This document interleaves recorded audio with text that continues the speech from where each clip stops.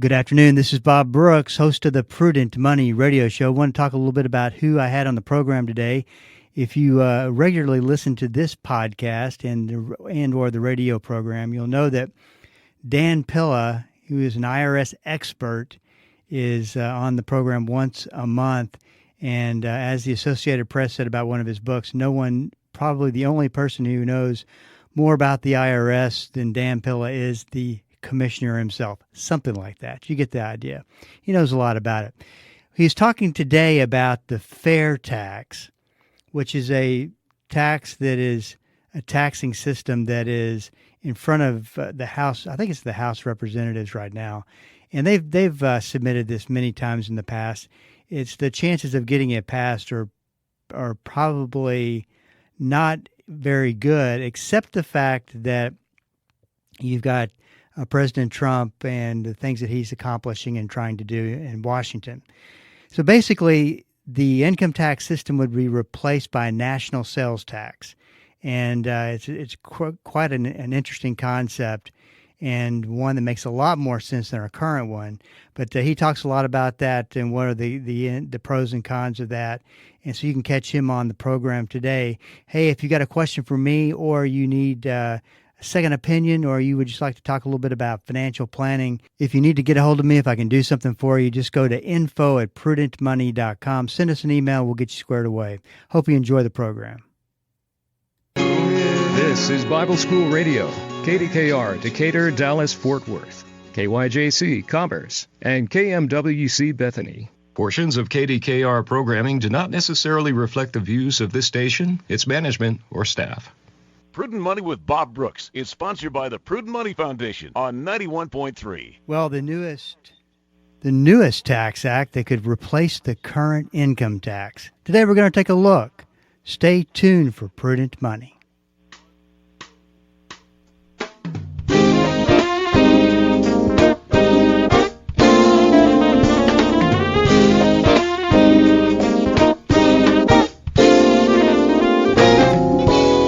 Good afternoon. This is Bob Brooks, and you are listening to the Prudent Money Radio Show. Thanks so much for joining me today. You know I do appreciate it. Well, is the current income tax about to be replaced? IRS expert Dan Pilla is here today to talk about it. Hey, Dan, welcome to Prudent Money. Hey, it's my pleasure, Bob. Thanks for having me. You know, so I pick up your newsletter, and I start reading about this new tax act. And I'm thinking, don't get me all excited about this because it's probably not going to happen. But it sounds like a great idea. Talk a little bit. From what I understand, it's been introduced just about every year for the past 5 or 6 years. But talk a little bit about what it is and what it does. Yeah, what you're referring to, Bob, is the so-called fair tax, which is a proposal to abolish the current income tax and essentially abolish the IRS. To bulldoze the current tax system and to adopt a broad-based national retail sales tax. And that legislation, known as the fair tax, has been around for quite a while, was actually introduced into Congress for the first time in about 1979 or 1999 or 2000, right in that period of time. And it was actually a proposal that was modeled after the legislative proposal that I laid out in my book, How to Fire the IRS, way back in 1993. So that's how long that I've been working on this abolition of the income tax. It is quite a while now, and so this fair tax is a legitimate legislative proposal that would do exactly that: abolish the IRS as we know it today and abolish the income tax. Now, I've heard that there's a couple of different versions of this, or I might have read it wrong. This would be, as you said, this would be to abolish the IRS and replace the IRS as well, correct? Well, what it would do is it would severely restrict the power of the IRS. So the fair tax proposal, in a nutshell, Bob, would take the 5 major taxes that exist at the federal level, which would be the corporate, the personal income tax, the corporate income tax, the estate and gift tax, the unemployment taxes, and the Social Security tax.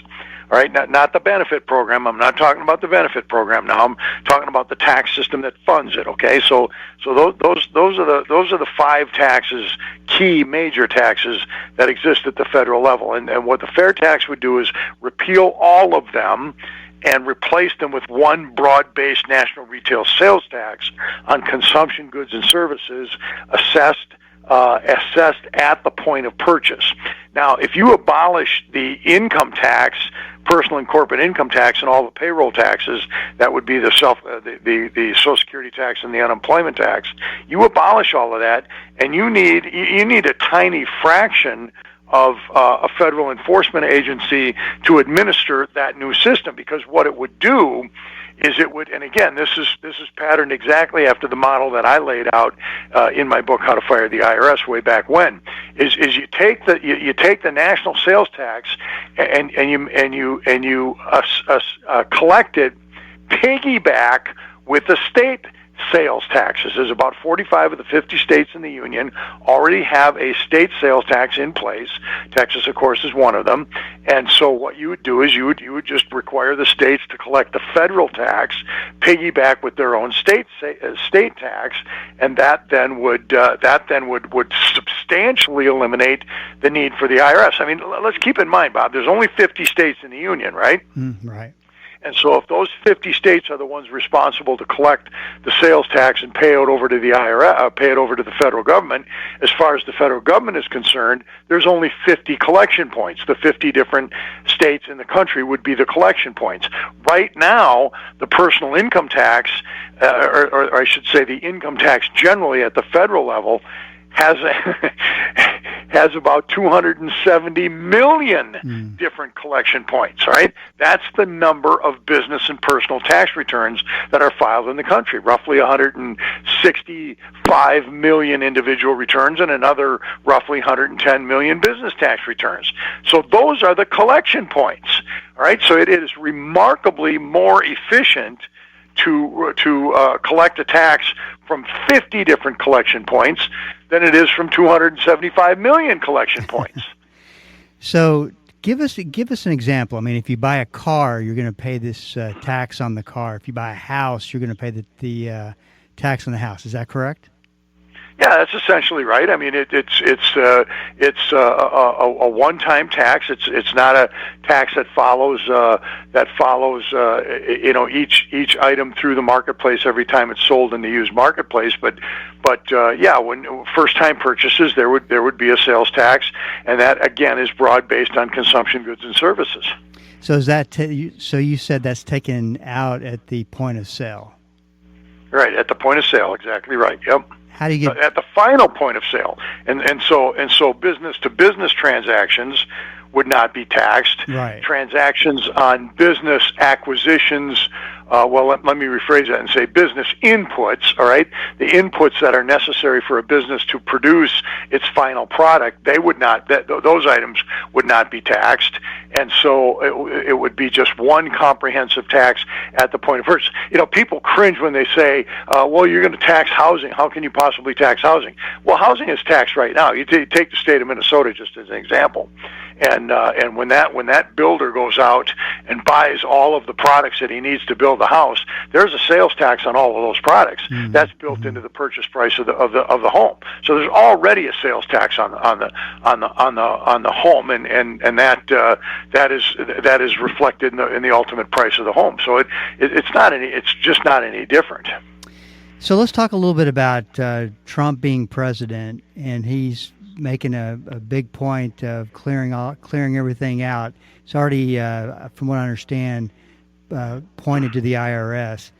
It would seem like that he has not a great shot, but a better shot at getting something like this to happen versus another president would. Well, there's a better shot under the Trump administration, and given the attitude they have about reducing the size of federal government, than in my lifetime, and certainly in my adult life for sure. You know, I've been paying attention to this, Bob, for 46 years or so, plus north of 45 years anyway, and so this is the first time Well, it really is the second time that there's been legitimate, realistic discussion of the issue in my lifetime. The first time was in the 1990s when the Clinton administration established the National Commission on Restructuring the IRS, and the late Senator William Roth had hearings in front of the Senate Finance Committee. He was the chairman of the committee at that time, 1996, 97, had hearings into IRS abuse and hearings into abolishing the Internal Revenue Code, but there wasn't a president in the White House that was willing to get it done. Well, now we've got a president in the White House that's willing to get it done. So your observation is correct that this is the best opportunity we've had, certainly in my lifetime to do this. Now, whether it will get done, of course, that's a different discussion, right? That's a completely different discussion as to whether there's a chance. There's a chance, but who knows what that means. Let's talk a little bit about, let's say that President Trump doesn't go that far. What kind of changes could we expect to see in the IRS? Well, I think we're already seeing significant changes in the IRS, Bob, in the sense that the Congress is probably going to claw back most of the supplemental appropriation that the IRS was given with the Inflation Reduction Act, the Biden administration Tax and Energy Act that passed in the summer of 2002. Recall that bill gave the IRS $80 billion in additional funding, authorization to hire 87,000 additional IRS employees over the course of a 10-year period of time. Well, that was, $20 billion of that was clawed back almost right away, so they were down to $60 billion, and now Congress is probably going to be chipping away at that quite considerably. In addition to that, along with every other government agency out there these days, there's been a reduction in forces at the IRS. In the last 2 months, they've lost about, 6 weeks, I suppose, they've lost about 12 or 13,000 employees, and about 6,500 of those employees were the new hire probationary workers that were specifically hired with Inflation Reduction Act money. So the IRS's workforce is being trimmed back. Now, in addition to the folks that were specifically let go, you got a lot of attrition in the IRS, Bob. I mean, people don't stay in that agency longer than they have to. And you've got about a third or maybe even 40% of the workforce that's eligible to retire over the next couple of years. And these folks that have been working for the IRS for 25, 30 years, when they reach retirement age, they hit the bricks, man. They don't stay there. This is Bob Brooks. You are listening to the Prudent Money Radio Show. Dan Pilla is with me today. We're talking about what's happening with the IRS and Congress, and maybe a new taxation system. Talk a little bit about the efficiency of this system versus the efficiency of what we have now. Is there I don't even know if you can tell this or not, is there the possibility that we would actually collect more in taxes? Well, you certainly have the potential, Bob, because only a sales tax, a broad-based sales tax on consumption goods and services, captures the underground economy. The IRS screws itself into the ground every single year, trying to focus on and ferret out the cash economy and people that are working.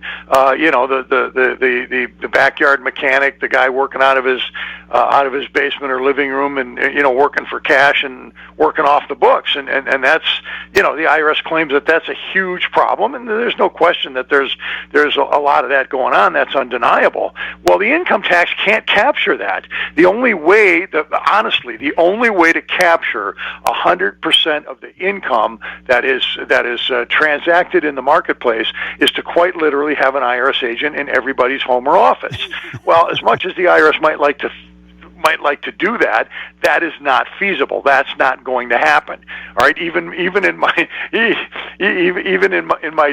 my darkest moments of despair, I don't imagine an IRS agent in every office and every home. It's just not practical. But that's exactly what it would take to fully enforce the income tax laws and to make sure that everybody reports every nickel of income they earn.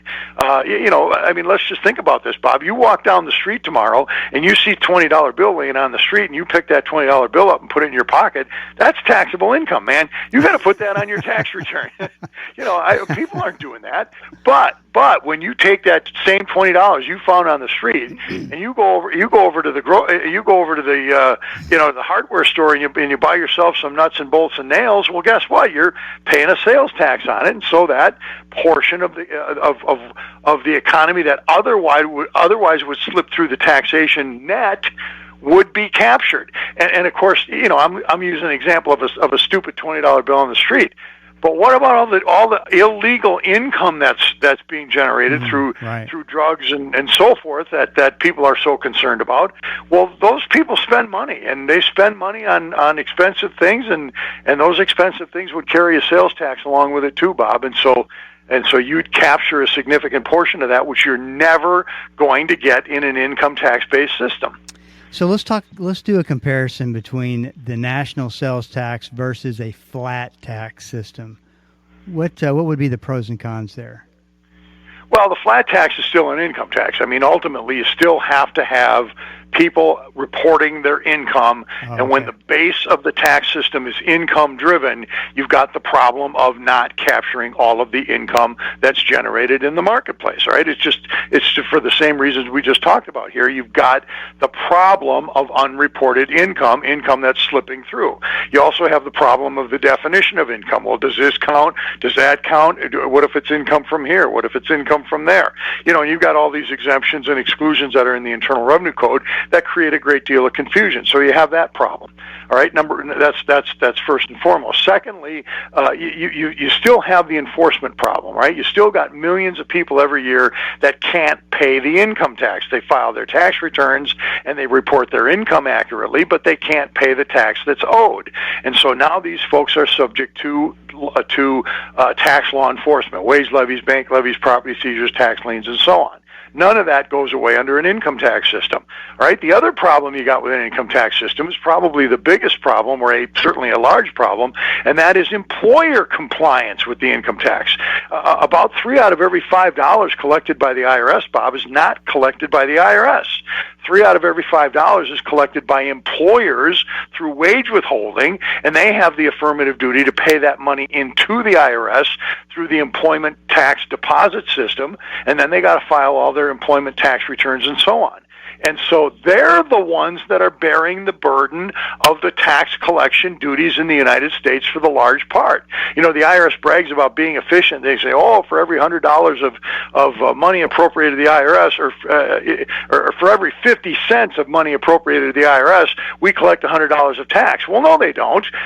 Employers in the United States collect the tax, as I said, 3 out of every $5. And so And so none of that problem, none of that compliance problem is solved with a flat tax. They still have to do all the withholding, all the reporting, file all the forms, and so on, and none of that burden is alleviated. This is Bob Brooks, and you are listening to the Prudent Money Radio Show. Thanks so much for joining me today. I do appreciate it. Talking to Dan Pilla. If you want more information and a great website to go check out, taxhelponline.com. And he's got a lot of free information on the site and access to his books, which I would say are the resource for dealing with the IRS. In your letter, Pilla Talks Taxes, you talk about the lower income citizens. How are they protected in this new tax process? Well, yeah, what the fair tax proposes, Bob, is a so-called prebate. You see, one of the arguments that's made against a sales tax system is that it's regressive. That is to say, it hits lower income people harder than it hits upper income people because lower income people spend a greater amount of their income on necessities. I happen to believe that argument is a red herring, that it's economically unsound. Set that aside for a second. The fact of the matter is the single biggest objection to the sales tax that there is out there is that it's regressive, right? So the way the fair tax addresses the issue is they set up a prebate program, and that prebate is based on is based on whatever the current numbers are on poverty levels. All right. So what it allows to happen is for a family to file a claim, or a taxpayer, a family to file a claim with the federal government that says, okay, we want our prebate, and so then the federal government essentially sends a check out to every family on a monthly basis. And this is the part of the sales, the fair tax that I really don't like. I think it diminishes significantly its efficiency and simplicity, because now it's got the federal government sending out checks every single month to people based on that poverty calculation, to essentially refund to them a basic amount that would be otherwise equal to a standard deduction on a tax return. That's what it's designed to do, is mimic the standard deduction on a tax return. The problem is it's a check every single month to every family. And so, it's bad enough sending out 90 million, 100 million refund checks at the end of the year to taxpayers. Now we're sending out checks every single month. And so that's something really in the bill that needs to be rethought, redesigned, in my opinion. Now, talking about the probability of getting something like this passed, there's also, according to your note, according to your letter, there's also a constitutional amendment that has to be done. I think it's the 16th Amendment. And you need I think these numbers are right. I think you need about 38 states. Out of those 38 states, 31 are red. That would be pretty tough to get. Well, yeah, this is another problem. See, the current income tax that we have right now is a law passed by Congress. Okay, fine. Congress can change any law it wants, can add new laws, can repeal existing laws, and can refine laws that are already on the books. We all know that, right?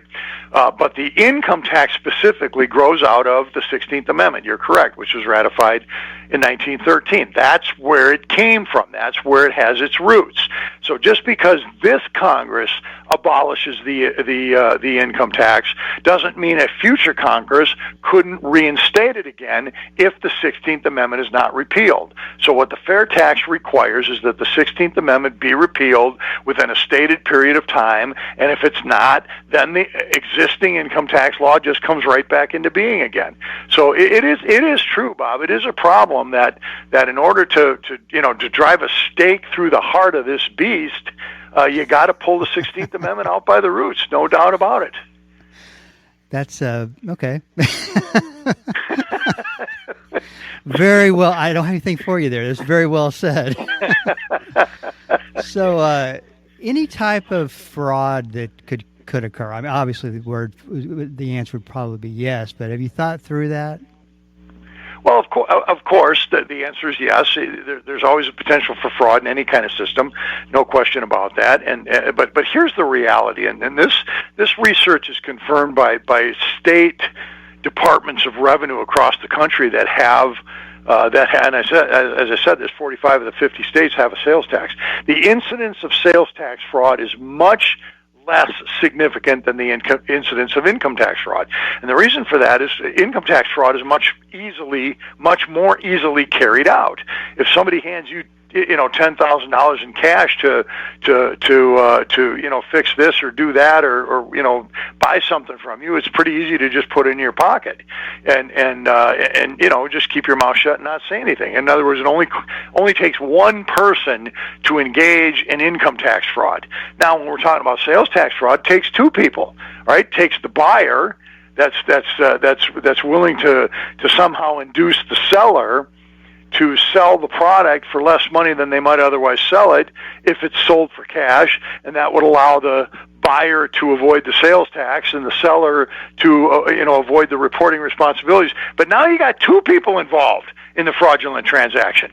Now, it's not impossible, Bob, to get two people involved in a fraudulent transaction. We both know that.